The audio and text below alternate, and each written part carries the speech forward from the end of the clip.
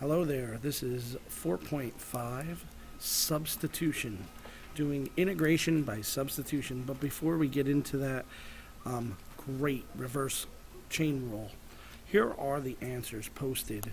I didn't post or do a lot of the answers from that homework that I said I was on almost crack cocaine when I assigned it. But here it is, and I'll scroll. At this point, you could scroll, and then you could. This is 89. We did that in class.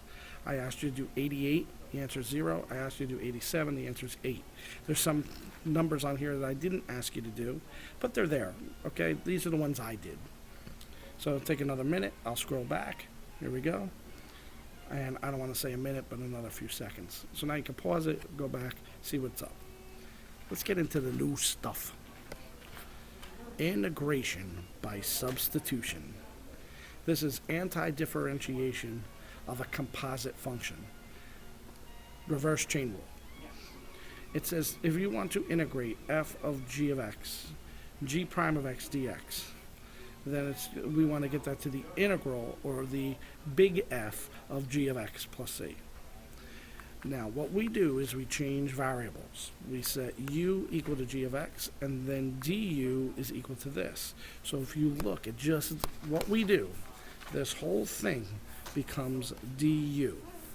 All right, so you want to get the dx to look like du.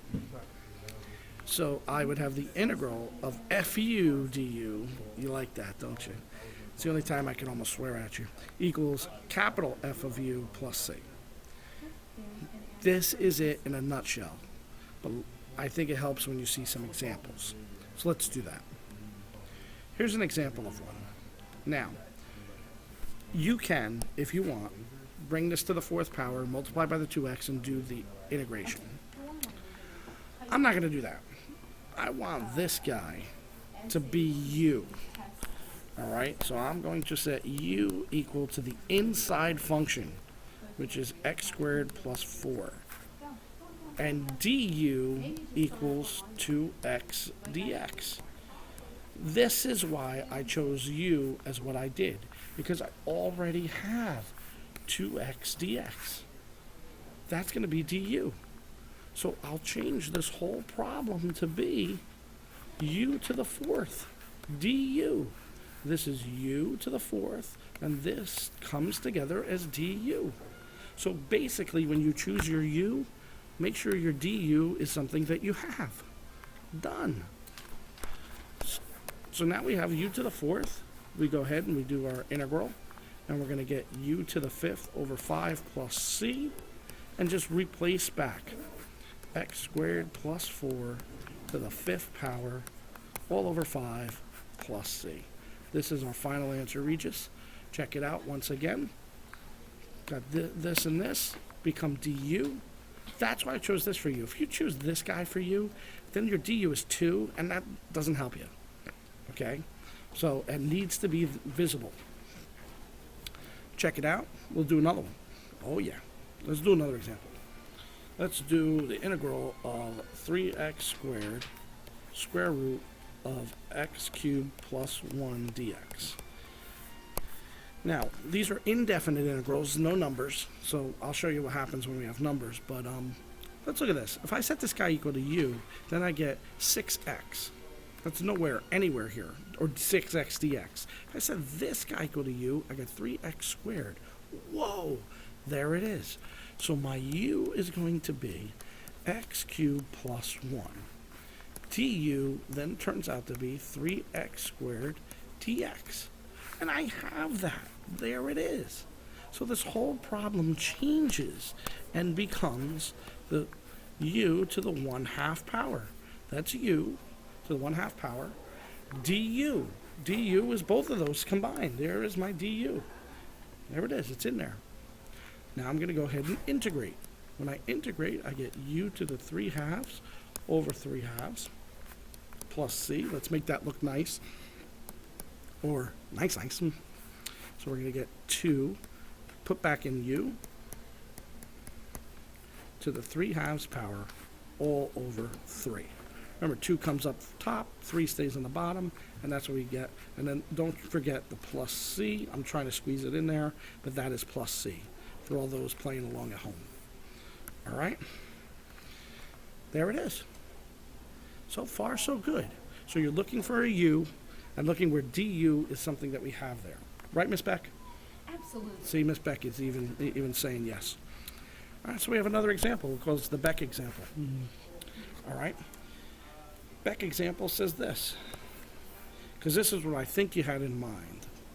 Let's say this is x times x squared plus 1 x to the fourth dx. All right? Now, if I set x equal to my u, then du is 1, doesn't help me. However, if I set this equal to 2x, if I set u equal to x squared plus 1, and then I do a du on it, I take the derivative here. That's what I've been doing. Du is derivative. You should know that. And then I get 2x dx. Whoa. I have this guy, and I have that guy. I have the x and the dx. I don't have the 2. So there's a way to do it. We'll do it in black. Because when you do it in black, you never go back. All right? So here we go. We're going to make this 2 magic. Make that 2. But then I'm going to multiply the outside by 1/2. So it evens out the integral. That's it. 1/2 times 2 is 1. I haven't changed the integral. And now I have 2x dx, which I wanted. So I'm going to have the integral, 1/2 the integral of u to the fourth du. Now I have my du, which is both of those. That's du, and here's my u to the fourth. Go ahead and let's do the integration. It's going to be u to the fifth over 5 times 1/2, and then plus c. So I think when all the smoke clears, this is going to be x squared plus 1 to the fifth power all over 10 plus c. How did I get that 10? Yes, I multiplied 2 and 5. Cool? Not as bad as I was making out to be, hopefully. Hopefully. More examples. That's how we get better. Oh, there's your favorite. There's some cosine action. You love it. You love it. Our u here is going to be the angle. Just like when we did the chain rule with trigs, our u is the angle. So it doesn't change. U is 5x. Therefore, du is 5 dx. I have 5 dx. So it's going to be the integral of cosine of u du. This is going to be, I think, just sine of u, or sine of u plus c. Replace the u. This becomes sine of 5x plus c. Done. Those trigs, no problem. Let's do one more. Let's do another example. Example. Negative cosine x sine x dx. Okay, which one is the derivative of the other? Well, I think negative cosine, if I take the derivative of negative cosine, that's sine. U could be negative cosine x. Du is then the sine of x dx. So this whole guy is u, right there. This is my u, this guy's my du. I replace and go. So I'm going to get the integral of u du, which turns out to be u squared over 2 plus c. Replace back. So when I replace back, I get negative cosine x squared over 2 plus c. Done. Trig, no problems. No problems with trig. What about change of variables? Now we have a definite integral. Let me show you with the definite integral what changes here. We get 1 dx over 2 square roots of x, 1 plus the square root of x, well, that's x, and that's the quantity squared, and that's my problem. And you're like, oh my god, what do I set u equal to? My gut feeling is that u is going to be this guy. So let's try it. U equals 1 plus the square root of x. That is actually, this one is actually 1 plus x to the 1/2 power. We'll take the derivative. Du is going to be x to the negative 1/2 of it. Dx. Let me make this look better. Doesn't that look like dx over 2 times x to the 1/2 power? I have that. Right there. That's outstanding. So now I am going to say this is 1 to 9. All right, this is going to be just u to the -2. Because du, because this is du and this is u. So it's u to the -2 power, because 2 is in the bottom. This becomes u to the -1 over -1, or that. But now, I could either change back to what it was, or instead of evaluating it at 9 and 1, when x, we go back to this guy right here, and we say when x was 1, what is u? U turns out to be 2. When x is 9, u turns out to be 3 plus 1, which is 4. So now I don't even have to go back and put in the x stuff. So I get, and this, by the way, looks like this. Okay, they're the same. So I'm going to get -1/4 minus -1/2. This is from the fundamental theorem of calculus.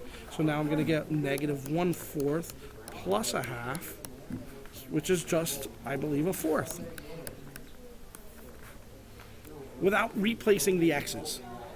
So this is called a change of variables. I replace the variable, and I keep the u, and it only happens really with definite integrals. With the indefinite integrals, you go back. Like here, these are indefinite, you stay.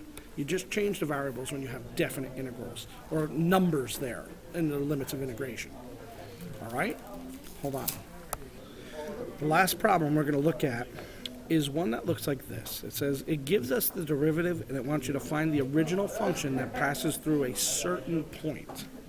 So, if I want the original function, that means I'm going to have to take the integral, okay?